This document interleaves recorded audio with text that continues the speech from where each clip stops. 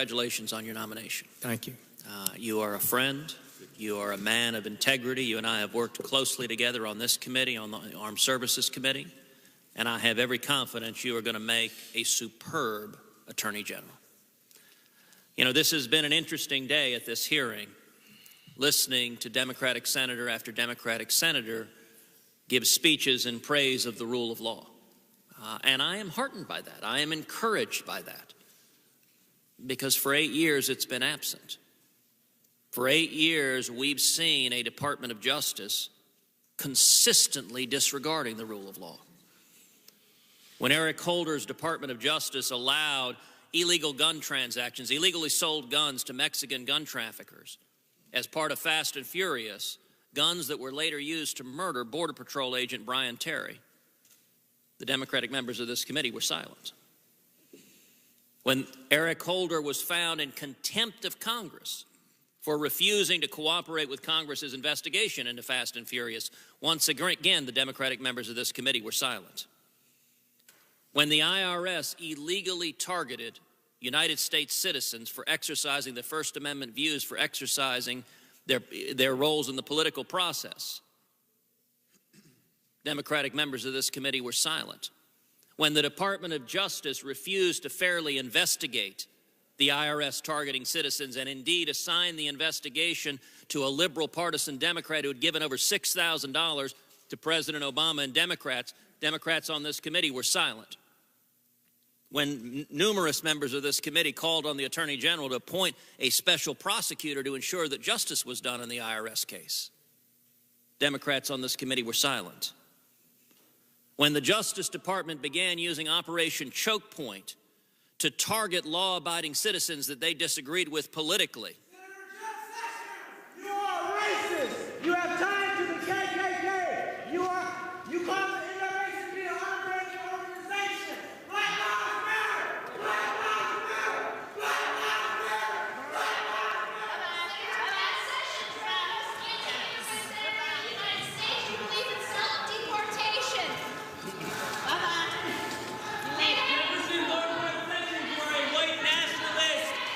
Black Lives Matter! Black Lives Matter too. Senator Sessions does not respect the rights of African Americans, Muslims, or immigrants. Senator, do your job. Senator, do your job. Senator Sessions is a racist. You know, free speech is a wonderful thing. When the Department of Justice used Operation Choke Point to target legal businesses because they disagreed politically with those businesses, the Democrats on this committee were silent. When the Obama Justice Department sent millions of dollars of taxpayer monies to sanctuary cities that were defying federal immigration law, the Democrats on this committee were silent. When the Obama administration refused to enforce federal immigration laws and unilaterally rewrote those laws, the Democrats on this committee were silent. When the Obama administration released tens of thousands of criminal illegal aliens, including rapists and murderers, into the general population, Democrats on this committee were silent. When the Department of Justice signed off on the Obama administration paying a nearly $2 billion ransom to Iran, contrary to federal law, the Democrats on this committee were silent. When the Obama administration ignored and rewrote provision after provision of Obamacare, contrary to the text of the law, the Democrats on this committee were silent. When the Obama administration signed off on illegal recess appointments that the Supreme Court had to strike down unanimously, the Democrats on this committee were silent. And when the Obama administration released 5 Guantanamo terrorists without the required notification of Congress, the Democrats on this committee were silent. That pattern has been dismaying for 8 years, but I take today as a moment of celebration. If once again this committee has a bipartisan commitment to rule of law, to following the law, that is a wonderful thing, and it is consistent with the tradition of this committee going back centuries. Now, if we were to play a game of tit for tat, if what was good for the goose were good for the gander, then a Republican Attorney General should be equally partisan, should disregard the law, should advance political preferences favored by the Republican Party. Senator Sessions, do you believe that would be appropriate for an Attorney General to do? No, I do not. I believe you. And I think we do have to be aware that when something like this is done, and some of the things I'm familiar with enough to agree with you that I thought were improper, I do believe it has a corrosive effect on public confidence in the constitutional republic of which we are sworn to uphold. I think you are exactly right. You and I are both alumni of the Department of Justice, and it has a long bipartisan tradition of staying outside of partisan politics, of simply and fairly enforcing the law. I will say right now, if I believed that you would implement policies, even policies I agreed with contrary to law, I would vote against your confirmation. And the reason I am so enthusiastically supporting your confirmation is I have every degree of confidence you will follow the law faithfully and honestly. And that is the first and most important obligation of the Attorney General. Now, earlier in this hearing, Senator Franken engaged you in a discussion that I think was intended to try to undermine your character and integrity. And in particular, Senator Franken suggested that you had somehow misrepresented your record. It is unfortunate to see members of this body impugn the integrity of a fellow senator with whom we have served for years. It is particularly unfortunate when that attack is not backed up by the facts. Senator Franken based his attack primarily on an op-ed written by an attorney, Gerald Hebert. There is an irony in relying on Mr. Hebert because, as you well know, in 1986, during your confirmation hearing, Mr. Hebert testified then and attacked you then, making false charges against you. And indeed, I would note in the 1986 hearing, 2 days later, Mr. Hebert was forced to recant his testimony, to say that he had given false testimony to this committee, and indeed to say, quote, "I apologize for any inconvenience caused Mr. Sessions or this committee by my prior testimony." So an individual who's testified falsely once before this committee, his op-ed is now the basis for Senator Franken's attack on you.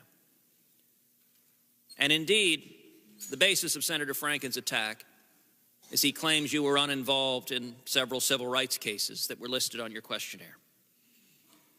In 1986, Mr. Hebert testified, this is a quote from him, "I have needed Mr. Sessions' help in those cases, and he has provided that help every step of the way." Is that correct, that that's what Mr. Hebert testified? Yes, that's correct. Now, in the 4 cases Senator Franken referred to, you reported all 4 of them in your supplement to the Judiciary Committee. Is that right? That is correct. Mr. Franken didn't mention that. And let me point out, here's how you describe your involvement in your written submission to this committee. Quote, "For the cases described in 2, 4, 8, and 9, my role, like most U.S. attorneys in the nation and not with non-criminal civil rights cases, was to provide support for the Department of Justice, Civil Rights Division's attorneys. I reviewed, supported, and co-signed complaints, motions, and other pleadings and briefs that were filed during my tenure as U.S. attorney. I provided assistance and guidance to the civil rights attorneys, had an open-door policy with them, and cooperated with them on these cases. For the cases described in 6, I supervised litigation and signed the pleadings." Now, that is consistent with the 1986 testimony that you provided help every step of the way. Is that correct? Well, I think so, yes. There's no question you've been forthright with this committee, and I would note that members of this committee don't have to search far and wide to know who Jeff Sessions is. We've known every day sitting at this bench alongside you. I want to shift to a different topic, and it's the topic I opened with, which is the politicization of the Department of Justice. The Office of Legal Counsel has a critical role of providing sound legal and constitutional advice, both to the Attorney General and the President. And in the last 8 years, we have seen a highly politicized OLC, an OLC that has given politically convenient rulings, whether on recess appointments, whether on executive amnesty. And early on, perhaps that was started by 2009 Attorney General Holder overruling OLC concerning legislation trying to grant the District of Columbia representation in Congress. And it may well be that that sent a message to OLC that its opinions were to be political and not legal in nature. Tell me, Senator Sessions, what will you do as Attorney General to restore professionalism and fidelity to law to the Office of Legal Counsel? Senator Cruz, I think any short-term political agenda gains that come from the abuse of the lawmaking processes and requirements of the Department of Justice just don't make sense. It will always, in the long run, be more damaging than the short-term gain that one might have. The Office of Legal Counsel, all of us who've served in the department know, is a big-time position. You need a mature, smart, experienced person who understands this government, who understands the laws, and is principled and consistent in their application of the laws. That will help the president, it will help the Congress, and it will help the American people. I do believe we need to work hard to have that, and I will do my best to ensure we do have it. One final question. In the last 8 years, the Department of Justice's Solicitor General's office has also, I believe, been unfortunately politicized, and it's sustained an unprecedented number of unanimous losses before the United States Supreme Court. Indeed, President Obama's Justice Department won less than half of its total cases before the Supreme Court, which is the lowest presidential win rate since Harry Truman. The average historically for the last 50 years has been about 70%. Numerous of those cases were unanimous, with indeed both Obama Supreme Court appointees voting against the lawless positions of this Justice Department, including their assertion that the government has the authority to supervise and direct the appointment and the hiring and firing of clergy in the church.